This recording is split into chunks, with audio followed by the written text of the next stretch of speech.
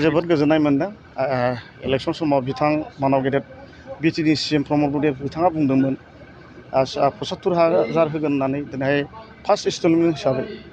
3,800 होनाय जाहैबाय दा बनगाव समस्ति हिसाबै आङो 98 मोनदों बाव पार्टिनि जेबो खोथा गैया इउपिपिएलआबो मोनदों बिजेपिआ मोनदों बिपिएफनिबो दं दा गासिबो मोनदों आरोखि दिनै 19टा जों अलरेडि राननाय जाहैबाय सेटखौ दा बेल' नङा जोंना मोनफ्रोमबो मेल मिटिङावनो जोंना मानाव गेदेर आसामनि चिफ मिनिस्टार सारा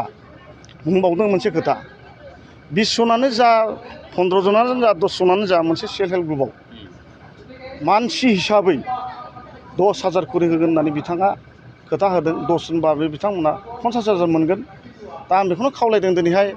सेल्फ हेल्पनि थाखाखौ नोंथांमोना जाहाथे राननानै दाजा गोबां फिसा फिसा बिजनेस खुद्र बिजनेसफ्राव सोलियो जेनेबा आसार बानायनाय सिथ्रनाला बानायनाय पेनेल बानायनाय धुपखाथि ममबाथि बेफोरबादिखौ बानायोब्ला हयथ' गावनि थांनानै थानायनि राहाखौ जों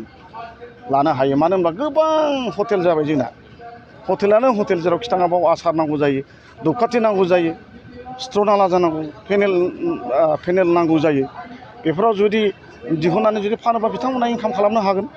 खिन्थु बे राननानै जायोबा जेबो जानाय नङा आरोखि बेनि बाथ्राया खायसे सेल्फ हेल्प ग्रुपफोरा जायफोर बे बिथांखिखौ मोनफुंनो हायाखै एसे बोराबनाय फोरमायदों सार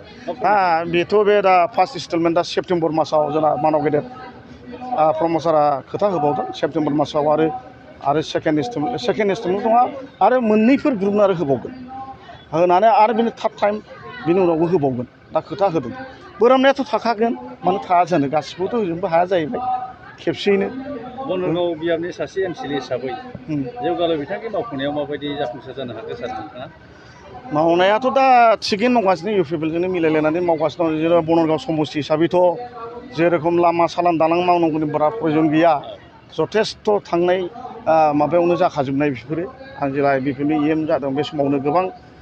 इम्परटेन्ट गोनां बुस्थुफोर दालां लामा बे जानानै थांजोबखाबाय आरो माखासे दंबावो दा 1,000-2,000 लामाखौ मावजोबनायाबोथ' सम्भब नङाना दा एसे एनै दंबावो दा मथा मथि थिगैनो दं